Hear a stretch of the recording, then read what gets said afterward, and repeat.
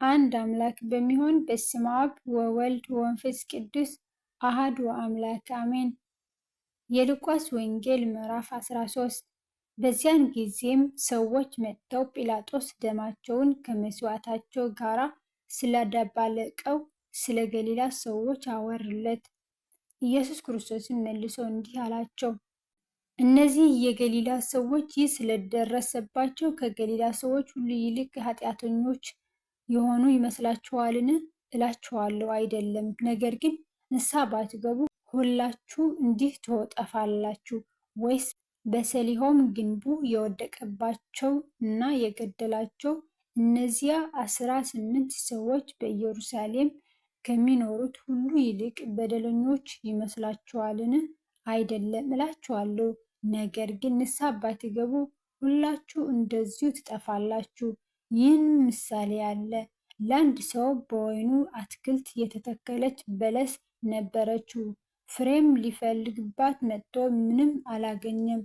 የወይን አትክልት ሰራተኛውንም እነሆ ከዚች በለስ ፍሬ ልፈልግ 3 ዓመት እየመጣሁ ምንም አላገኘሁም፣ ቁረጣት ስል ምን ደግሞ መሬቱን ታጎሰቁላለች አለው። እርሱ ግን መልሶ ጌታ ሆይ ዙሪያዋን እስክኮተኩትላትና ፈንድያ እስከፍልስላት ድረስ በዚች ዓመት ደግሞ ተዋት፣ ወደፊትም ብታፈራ ደህና ነው፣ ያለዚያ ግን ትቆርጣታለህ አለው። በሰንበትም በአንድ ምኩራብ ያስተምር ነበር። እነሆም ከ18 ዓመት ጀምሮ የድካም መንፈስ ያደረባት ሴት ነበረች። እርሷም ጎባጣ ነበረች። ቀንታም ልትቆም ከቶ አልተቻላትም። ኢየሱስ ክርስቶስም ባያት ጊዜ ጠራትና አንቺ ሴት ከድካምሽ ተፈውሰሻል አላት። እጁንም ጫነባት። ያን ጊዜም ቀጥ አለች፣ እግዚአብሔርን አመሰገነች። የምኩራብ አለቃ ግን ኢየሱስ ክርስቶስን በሰንበት ስለፈወሰ ተቆጥቶ መለሰና ሕዝቡን ሊሰራባቸው የሚገባ 6 ቀኖች አሉ፣ እንግዲህ በእነርሱ መጥታችሁ ተፈወሱ እንጂ በሰንበት አይደለም አለ። ጌታ መልሶ እናንተ ግብዞች፣ ከእናንተ እያንዳንዱ በሰንበት በሬውን ወይስ አህያውን ከግርግሙ ፎቶ ውሃ ሊያጠጣው ይወስደው የለምን? ይህችም የአብርሃም ልጅ ሆና ከ18 ዓመት ጀምሮ ሰይጣን ያሰራት በስንት ቀን ከዚህ እስራት ልትፈታ አይገባምን? አለው። ይህም ሲናገር ሳለ የተቃወሙት ሁሉ አፈሩ። ከእርሱም በተደረገው ድንቅ ሁሉ ሕዝቡ ሁሉ ደስ አላቸው። እርሱም የእግዚአብሔር መንግሥት ምን ትመስላለች? በምንስ አስመስላታለሁ? ሰው ወስዶ በአትክልቱ የጣላትን የሰናፍጭ ቅንጣት ትመስላለች። አደገችም፣ ታላቅ ዛፍም ሆነች፣ የሰማይ ወፎችም በቅርንጫፎቿ ሰፈሩ አለ። ደግሞም የእግዚአብሔርን መንግሥት በምን አስመስላታለሁ? ሴት ወስዳ ሁሉ እስኪቦካ ድረስ በ3 መስፈሪያ ዱቄት የሸገችው እርሾ ትመስላለች አለ። ወደ ኢየሩሳሌም ሲሄድ ከተማዎችንና መንደሮችን እያስተማረ ያልፍ ነበር። አንድ ሰውም ጌታ ሆይ የሚድኑ ጥቂቶች ናቸውን? አለው። እርሱም እንዲህ አላቸው፣ በጠበበው በር ለመግባት ተጋደሉ እላችኋለሁና ብዙዎች ሊገቡ ይፈልጋሉ አይችሉም። ባለቤቱ ተነስቶ በሩን ከቆለፈ በኋላ እናንተ በውጭ ቆማችሁ ጌታ ሆይ ክፈትልን እያላችሁ በሩን ልታንኳኩ ትጀምራላችሁ። እርሱም መልሶ ከወዴት እንደሆናችሁ አላወቃችሁም ይላችኋል። አብርሃምንና ይስሐቅን ያዕቆብንም ነቢያትንም ሁሉ በእግዚአብሔር መንግሥት ባያችሁ ጊዜ እናንተ ግን ወደ ውጭ ትጣላላችሁ። ተጥላችሁ ስትቀሩ በዚያ ልቅሶና ጥርስ ማፋጨት ይሆናል። ከምስራቅና ከምዕራብም ከሰሜንና ከደቡብም ይመጣሉ፣ በእግዚአብሔርም መንግሥት በማዕዱ ይቀመጣሉ። እነሆ ከኋለኞች ፊተኞች የሚሆኑ አሉ፣ ከፊተኞችም ኋለኞች የሚሆኑ አሉ። በዚያን ሰዓት ከፈሪሳውያን አንዳንዱ ቀርበው ሄሮድስ ሊገድልህ ይወዳልና ከዚህ ውጣ ሂድ አሉት። እንዲህም አላቸው፣ ሄዳችሁ ለዚያች ቀበሮ እነሆ ዛሬና ነገ አጋንንትን አወጣለሁ፣ በሽተኞችም እፈውሳለሁ፣ በሦስተኛውም ቀን እፈጽማለሁ በሏት። ዳሩ ግን ነቢይ ከኢየሩሳሌም ውጭ ይጠፋ ዘንድ አይገባውምና ዛሬና ነገ ከነገ በስቲያም ሊሄድ ያስፈልገኛል። ኢየሩሳሌም ኢየሩሳሌም ነቢያትን የምትገድል ወደ እርሷ የተላኩትንም የምትወግር ዶሮ ጫጩቷን በክንፎቿ በታች እንደምትሰበስብ ልጆችሽን እሰበስብ ዘንድ ስንት ጊዜ ወደድሁ፣ እናንተም አልወደዳችሁም። ምዕራፍ 14 በሰንበትም ከፈሪሳውያን አለቃዎች ወደ አንዱ ቤት እንጀራ ሊበላ በገባ ጊዜ እነርሱ ይጠባበቁት ነበር። እነሆም ሆዱ የተነፋ ሰው በፊቱ ነበር። ኢየሱስ ክርስቶስም መልሶ በሰንበት መፈወስ ተፈቅዷልን ወይስ አልተፈቀደም ብሎ ለሕግ አዋቂዎችና ለፈሪሳውያን ተናገረ። እነርሱ ግን ዝም አሉ። ይዞም ፈወሰውና አሰናበተው። ከእናንተ አህያው ወይስ በሬው በጉድጓድ ቢወድቅ በሰንበት ወዲያው የሚያወጣው ማን ነው አላቸው። ስለዚህ ነገርም ሊመልሱለት አልተቻላቸውም።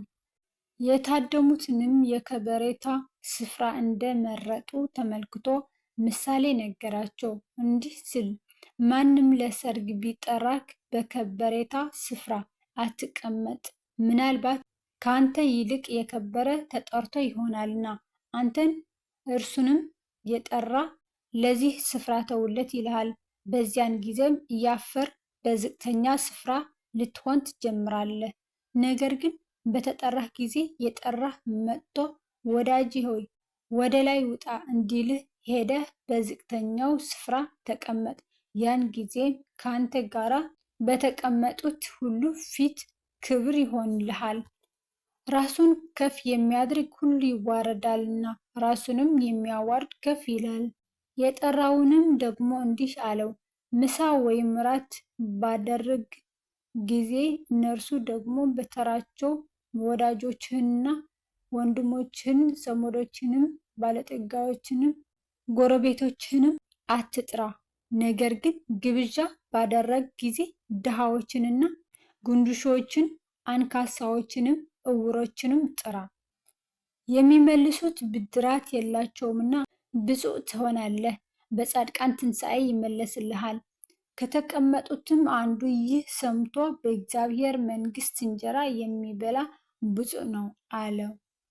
እርሱ ግን እንዲህ አለው፣ አንድ ሰው ታላቅ እራት አድርጎ ብዙዎችን ጠራ። በእራትም ሰዓት የታደሙትን አሁን ተዘጋጅተዋልና ኑ እንዲላቸው ባሪያውን ላከ። ሁላቸውም በአንድነት ያመካኙ ጀመር።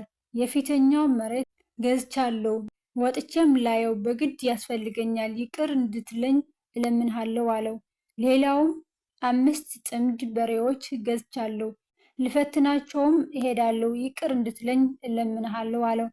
ሌላውም ሚስት አግብቻለሁ፣ ስለዚህም ልመጣ አልችልም አለው። ባሪያውም ደርሶ ይህን ለጌታውን ነገረው። በዚያን ጊዜ ባለቤቱ ተቆጥቶ ባሪያውን ወደ ከተማ ጎዳናና ወደ ስላች ፈጥነህ ውጣ፣ ድሃዎችንና ጉንድሾችን፣ አንካሳዎችንና ዕውሮችንም ወደዚህ አግባ አለው።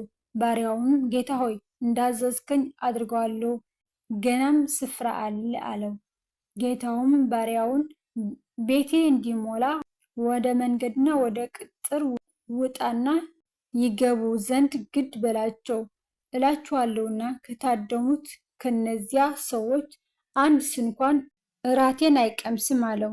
ብዙም ሕዝብ ከእርሱ ጋር ይሄዱ ነበር። ዘወር ብሎም እንዲህ አላቸው፣ ማንም ወደ እኔም የሚመጣ ቢኖር አባቱንና እናቱን፣ ሚስቱንም፣ ልጆቹንም፣ ወንድሞቹንም፣ እህቶቹንም የራሱን ሕይወት እንኳን ሳይቀር ባይጠላ ደቀ መዝሙር ሊሆን አይችልም።